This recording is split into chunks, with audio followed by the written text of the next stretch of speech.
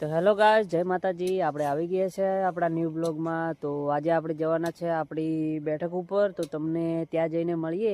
અને આપણે મસ્તી ભર્યા બ્લોગ હવે કાયમ માટે આવશે, તો આપણા બ્લોગને સપોર્ટ કરતા રહેજો। જય માતાજી। હેલો ગાઈસ, આપણે કીધું હતું તો આપણા એરિયા ઉપર આવી ગયા છીએ।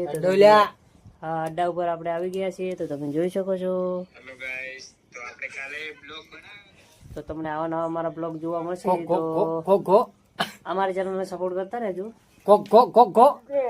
ऐसी मस्ती नहीं चलेगी यहाँ पे। ये बहुत मस्ती करता है, ये भी बहुत मस्ती करता है। तो ऐसे वीडियो हमारे रोज आपको हमारे चैनल पर मिलते रहेंगे। धुआं आवे है और आंखों में थोड़ा थोड़ा धुआं भी जा रहा है गाइस, क्योंकि ताप हो रहा है, बहुत ठंड पड़ रही है हमारे यहाँ पे। कोहरा पड़ रहा है। क्या ही बताए, इसको तो इतनी ठंड लग रही है कि तराटे काट रही उफ।